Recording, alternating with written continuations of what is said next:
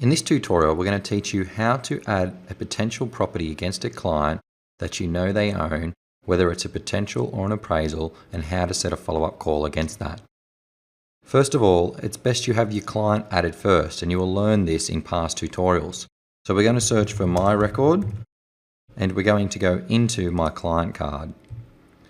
Now on the client card, we want to attach a property that I own. We're going to use the action option and select the link property option. And we're going to use create new property. Now we start to add the property that I own against my record. The property that I own is actually a unit. So first of all, I'm going to type the street address. And we can see we get a match, 143 Clareville Avenue in Sandringham. Now that I have the street selected, we're going to load in the actual unit. I'm going to then go down the screen and we're going to add in that this is an apartment. We'll then hit add property. Now the property has been added against your client, Luke Newton, and on the right hand side you can see that Luke is the vendor. In the general tab, let's fill in some of the basics. We're going to put in that it's a 2-bedroom, 1 bathroom and no car. We can then hit the update general information to save this.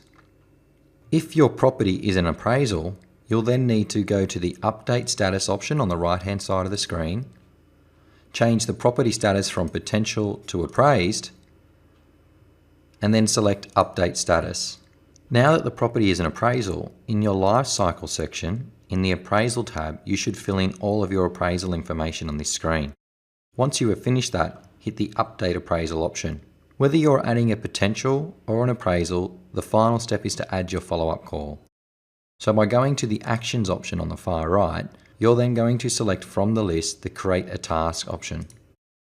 With the create a task option, you can then give your follow-up call a label. So we might just call this potential lead for sale, and we're going to make it a phone call. We don't need to select the template for a phone call, but we can see it's for the property that we've added in, and we then want to select a completion date, and I'm going to use tomorrow.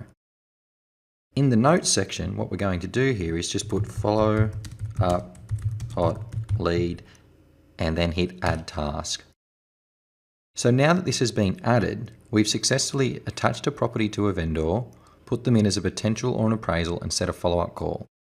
If we now look at the task section, we can see that nothing is due today for the 5th of September, but if I go to the 6th, we can see that there is my potential follow-up call.